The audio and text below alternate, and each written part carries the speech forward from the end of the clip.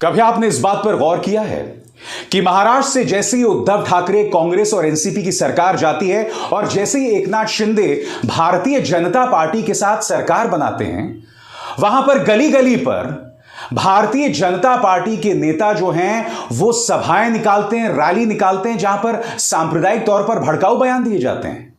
आखिर क्या वजह है कि बिहार के मजदूरों के बारे में एक झूठ फैलाया जाता है कि तमिलनाडु में उनका कत्लेआम किया जा रहा है, और यह झूठ कोई और नहीं, खुद भारतीय जनता पार्टी फैला रही होती है।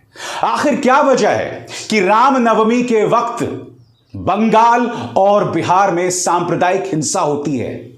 ये तमाम सवालात हैं जिनके जवाब दिए जाने चाहिए। और सबसे बड़ी बात, वो अमृतपाल सिंह जो कुछ महीनों तक बाल कटा सिख था, यानी मौना सरदार था, वो अचानक सामने आकर दूसरा भिंडरनवाले बनना चाहता है। वो अमृतपाल सिंह जो वारिस पंजाब डे का प्रमुख है, और यही वारिस पंजाब डे का पहला प्रमुख था दीप सिद्धू। वो दीप सिद्धू जिसकी तस्वीर आप प्रधानमंत्री के साथ देखते हैं, सनी देओल के साथ देखते हैं, अमित शाह के साथ देखते हैं। ये तमाम सवालात हैं। वो नहीं चाहते कि तू खबर की तह तक पहुंच, क्योंकि खबरों की इन्हीं गहराइयों में छिपा है राजनीति का असली खेल। न्यूज़ चक्र खबर की गहराइयों को टटोलता।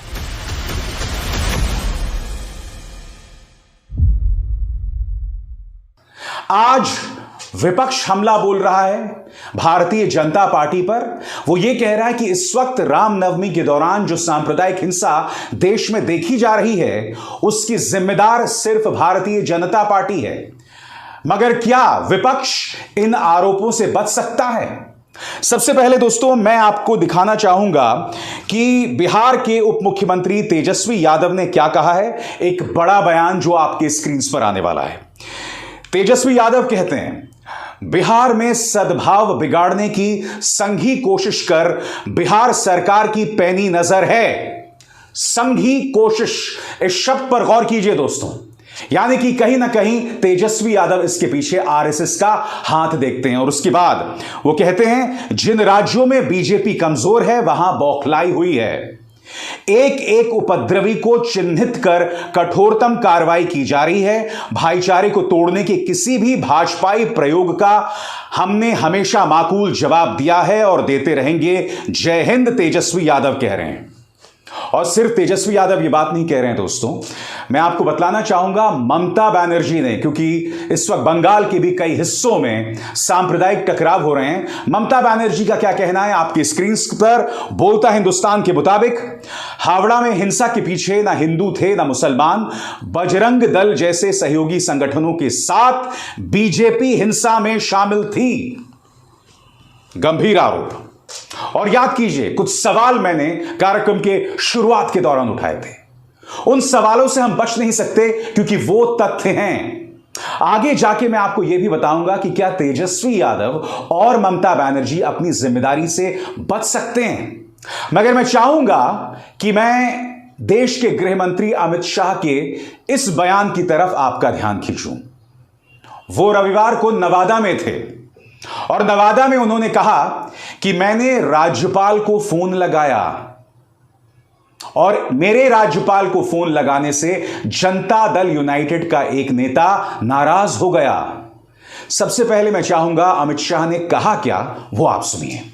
मैंने सुबह गवर्नर साहब को फोन किया तो लल्लन सिंह जी बुरा मान गए कि आप क्यों बिहार की चिंता करते हो। अरे भाई, मैं देश का गृह मंत्री हूं। बिहार की कानून और व्यवस्था भी ये देश का एक हिस्सा है। आप नहीं संभाल सकते, इसलिए हम चिंता कर रहे हैं। मेरा देश के माननीय गृह मंत्री अमित शाह से एक सवाल है। अमित जी, एक बात बताइए, बिहार में तो एक चुनी हुई सरकार है ना, वहां राज्यपाल का शासन तो है नहीं, वहां पर नीतीश कुमार मुख्यमंत्री हैं। तो आप देश के संघीय ढांचे पर वार क्यों कर रहे हैं सीधे राज्यपाल से बात करके, और फिर आप ताना देते हैं ललन सिंह के ऊपर। बहरहाल ललन सिंह ने भी इसका माकूल जवाब दिया है। आपकी स्क्रीन पर ललन सिंह का बयान जो आ रहा है।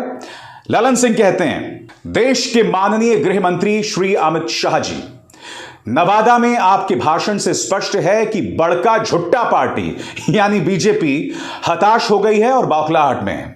आप महामहिम राज्यपाल से रोज दिन में 10 बार बात कीजिए, हम लोगों को क्यों तकलीफ होगी। बंगाल, केरल और महाराष्ट्र में लोग गवाह हैं, सब देख चुके हैं कि राज्यपाल जैसी संस्था का राजनीतिक उपयोग आप लोग किस तरह से करते हैं। आप चाहें तो 2024 लोकसभा चुनाव तक अपना आवास राजभवन में ही रख लीजिए, परिणाम आपको 2015 वाला ही मिलेगा। 2024 में भाजपा मुक्त भारत होगा, बिहार से बड़का झुट्टा पार्टी को शून्य ही मिलेगा। जवाब दे रहे हैं ललन सिंह। दोस्तों, कल अमित शाह ने अपनी नवादा रैली में कुछ और बातें कही और इस बात को लेकर विवाद पैदा हो गया है।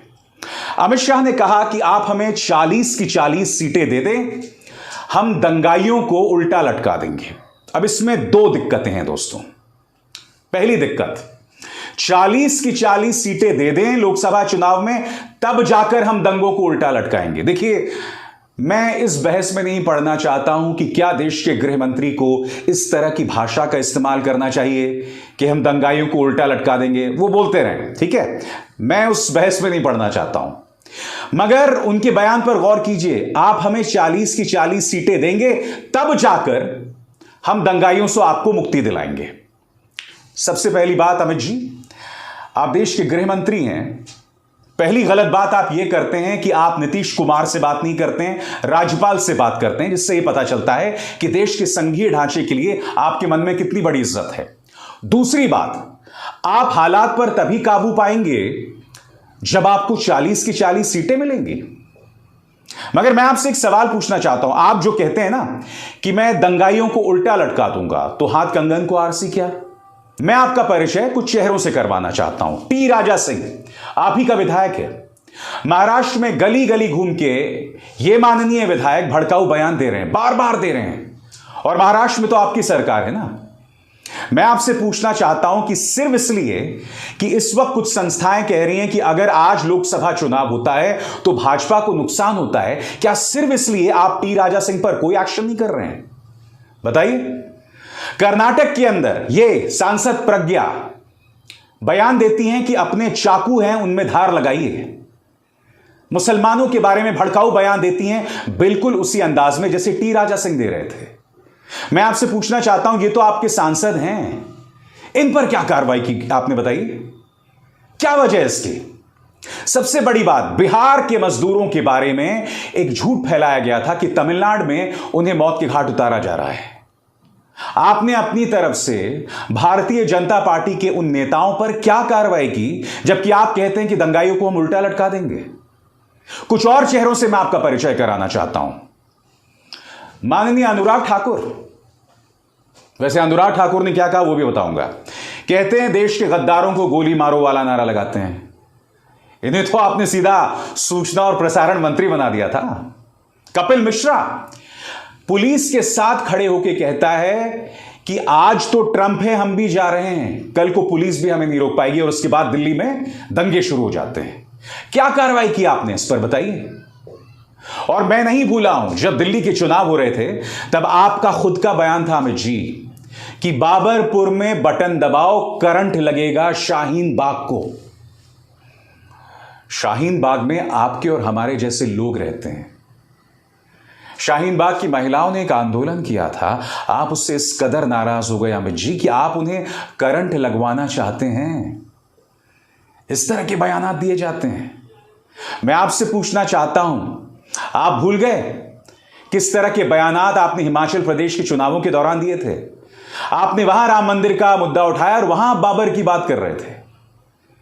और उन्हीं चुनावों के दौरान गुजरात में खड़े होकर प्रधानमंत्री ने क्या कहा था? प्रधानमंत्री ने कहा था कि कांग्रेस आतंकवाद का साथ इसलिए देती है क्योंकि उसे समुदाय विशेष के वोट्स चाहिए। यानी कि आपने सभी मुसलमानों को आतंकवाद से जोड़ दिया। यह बयान तो आप दे रहे हैं अमित जी, और प्रधानमंत्री दे रहे हैं। आप भूल गए यूपी के चुनावों में मुख्यमंत्री आदित्यनाथ ने क्या कहा था? यह चुनाव 80% बनाम 20% है। अमित जी, सबसे ज्यादा भड़काऊ बयान भारतीय जनता पार्टी के बड़े बड़े नेता देते हैं, उन पर कोई एक्शन नहीं होता है। यह हकीकत है।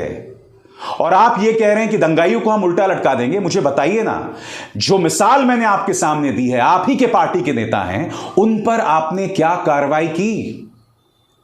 अरे आज तो जहां आप पन्ना पलटते हैं ना कोई सांप्रदायिक टकराव की घटना मिल जाती है। मसलन ये देखिए, गुरुग्राम के अंदर कुछ अज्ञात लोगों के खिलाफ एफआईआर दर्ज की गई है। क्यों टकराव हो रहा है हरियाणा में, बताइए? राजस्थान में साल के अंत में चुनाव है, वहां क्यों टकराव किया जाता है, बार बार कराया जा रहा है, क्या वजह है उसकी? तो क्या इन तमाम चीजों से देश के गृह मंत्री अमित शाह या सबसे बड़ी बात भारतीय जनता पार्टी बच सकती है? अभी 2 दिन पहले प्रधानमंत्री नरेंद्र मोदी ने एक रैली को संबोधित किया, वहां पर भी उन्होंने तुष्टीकरण शब्द का जिक्र किया।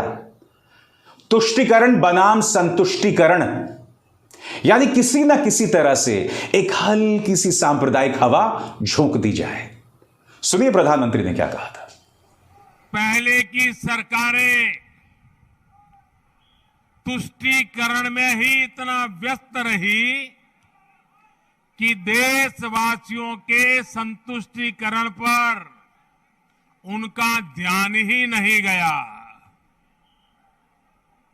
वे वोट बैंक के तुष्टीकरण में जुटे हुए थे। हम देशवासियों के संतुष्टीकरण में समर्पित है। पहले की सरकारों में एक और बात पर बड़ा जोर रहा, वो देश के एक ही परिवार को देश का प्रथम परिवार मानती रही। देश के गरीब परिवार, देश के मध्यम वर्गीय परिवार, उन्होंने अपने हाल पर ही छोड़ दिया था। मैं पूछना चाहता हूं ना, आप किस तरह का तुष्टीकरण कर रहे हैं? आप तुष्टीकरण कर रहे हैं उन नेताओं का जो दंगाई बयान देते हैं, जो भड़काऊ बयान देते हैं, बार बार देते हैं, लगातार देते हैं। आप किसका तुष्टीकरण कर रहे हैं, बताइए? सबसे बड़ी बात, आप देश के गृह मंत्री हैं। देश के राजधानी दिल्ली में इतने बड़े दंगे हो गए, आपकी कोई जवाबदेही नहीं तय हुई। कश्मीर से कश्मीरी पंडित पलायन करने लगे, आज भी वो धरना दे रहे हैं, आपकी कोई जवाबदेही तय नहीं हुई। आप उन कश्मीरी पंडितों से मिलने तक नहीं गए, और आप बात करते हैं दंगाइयों को उल्टा लटकाने का। ये प्रश्न है, इनके जवाब दिए जाने बेहद जरूरी है। अमित जी, मैं आपसे एक और सवाल पूछना चाहता हूं। आप जबकि कहते हैं कि हम दंगाइयों को उल्टा लटका देंगे, बिहार के चुनाव होने वाले होते हैं और बिल्किस गुनाह के 11 गुनाहगारों को रिहा कर दिया जाता है, मिठाइयों और माला पहनाकर उनका स्वागत किया जाता है। और इन पर आरोप क्या थे? बिल्किस बानो के परिवार के कई सदस्यों को मौत के घाट उतारने का, बिल्किस बानो की 5 साल की मासूम बच्ची का सिर जमीन पर पटक के मारकर उसकी हत्या करने का, यह आरोप थे इन 11 लोगों पर। और बात वहां नहीं रुकी, इस तस्वीर को देखिए। उनमें से एक आरोपी शैलेश भट्ट भारतीय जनता पार्टी के एक सांसद और लीमखेड़ा से विधायक के साथ दिखाई दे रहा है। अमित जी, जब आप कहते हैं कि हम दंगाइयों को उल्टा लटका देंगे, आप तो दंगाइयों को सम्मानित कर रहे हैं। इन सवालों का क्या जवाब है आपके पास, बताइए? बार बार इसी तरह की हरकतें होती हैं, इंसानियत शर्मसार होती है। मैं जानता हूं आपको लगता है ये तमाम हरकतें करके आपको वोट्स मिल जाएंगी, मगर क्या आपको अंदाजा है कि आप इस देश के सांप्रदायिक ताने बाने का कितना नुकसान कर रहे हैं? कितना नुकसान कर रहे हैं? कितने शर्म की बात है। बहरहाल दोस्तों, मैंने अनुराग ठाकुर की बात की। अनुराग ठाकुर ने क्या कहा है बिहार के ऊपर, मैं आपको बताता हूं, फिर इसका पलट जवाब जो है क्या दिया है आरजेडी ने। अनुराग ठाकुर कहते हैं, बिहार में फिर जंगल राज आ गया है। पहले लालू के दौर में आया, अब तेजस्वी और नीतीश कुमार के दौर में आ गया है। आरजेडी क्या कह रहा है? केंद्रीय मंत्री अनुराग ठाकुर क्या यह कहना चाहते हैं कि वडोदरा में रामनवमी में दंगों की वजह से गुजरात में भाजपा यानी नरेंद्र मोदी का जंगल राज है? बोलिए, आपके खुद के भाषणों के बाद दिल्ली में दंगे हो गए थे, आप क्या ही बताएंगे? इस सवाल का कोई जवाब नहीं अनुराग ठाकुर या देश के सम्मानित गृह मंत्री अमित शाह के पास। और यह हकीकत है, यह हकीकत है कि जिन राज्यों में चुनाव होता है, जिन राज्यों में भारतीय जनता पार्टी कमजोर होती है, या जिन राज्यों में भारतीय जनता पार्टी विपक्ष होती है, वहां अचानक सांप्रदायिक माहौल बिगड़ने लगता है। वहां अचानक मीडिया जो है वो दंगाई लोगों का साथ देने लगता है। मैं एक बात स्पष्ट कर दूं, रामनवमी के दंगे आज से नहीं हो रहे हैं, कई सालों से हो रहे हैं, मेरे पैदा होने से पहले हो रहे हैं। मगर पहले जो मीडिया होता था ना, वो तटस्थ रहता था, दंगे की खबरों को भड़काता नहीं था, आगे नहीं बढ़ाता था। अब क्या हो गया है कि मीडिया ही दंगाई बन गया है। मीडिया जो है वो दंगे की खबरों को भड़का रहा है। हकीकत यह है दोस्तों, और यही हकीकत है। बहरहाल, कार्यक्रम की शुरुआत में मैंने आपसे कहा था कि क्या तेजस्वी यादव और ममता बनर्जी जिस तरह से सांप्रदायिक माहौल बिगड़ रहा है उससे बच सकते हैं? क्या महाराष्ट्र के मुख्यमंत्री एकनाथ शिंदे इससे बच सकते हैं? सबसे पहले मैं तेजस्वी यादव और ममता बनर्जी दोनों से पूछना चाहता हूं। आप सब जानते हैं कि रामनवमी में हालात बिगड़ते हैं। आप खुद कह रहे हैं कि भारतीय जनता पार्टी जाति सत्ता के डर से वहां पर दंगे करा रही है। तो मैं आपसे पूछना चाहता हूं, क्या आपने दोनों समुदाय के नेताओं को साथ बिठाकर उनसे मंत्रणाएं की, जबकि एक इतिहास रहा है रामनवमी का? मैं आपसे पूछना चाहता हूं, क्या यह किया गया?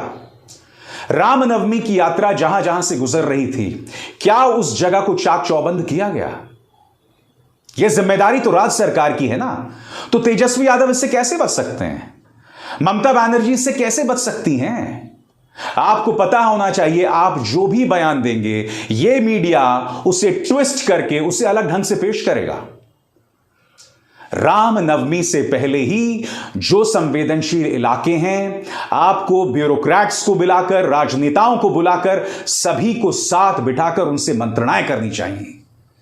स्थानीय बजरंग दल के नेताओं को भी बुलाइए, भाजपा के नेताओं को भी बुलाइए, उनसे भी मशवरा कीजिए।